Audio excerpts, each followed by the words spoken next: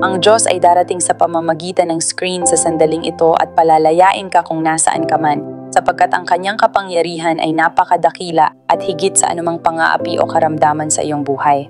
Inihihiwalay kita mula sa mga bagay na iyong tinalikuran o iyong tinatalikuran ngayon at winawasak ko ang bawat sumpa na dumapo sa iyong buhay. Winawasak ko ang bawat sumpang binigkas laban sa iyo. Inuutusan ko ang pagkabalisa na umalis. Inuutos ko ang depression na lumisan. Idinideklara ko na anumang mapang-aping kaisipan, sakit sa pag-iisip ay kailangang umalis.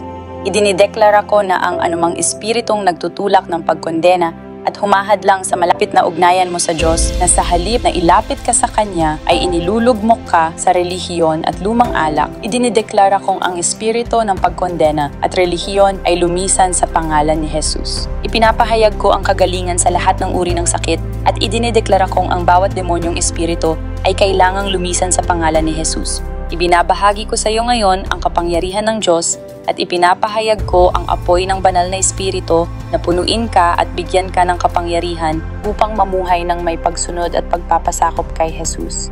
Naway magkaroon ka ng lakas at kapangyarihan mula sa banal na espiritu upang magtagumpay laban sa dyablo araw-araw, upang lumakad sa karunungan, upang makakita sa espiritu at hindi kailanman malinlang ng kaaway. Sa pangalan ni Jesus, naway lumakad ka sa tagumpay, naway lumakad ka sa kalayaan, naway lumakad ka sa masaganang buhay, naway lumakad ka sa kapayapaan at kagalakan sa pangalan ni Jesus.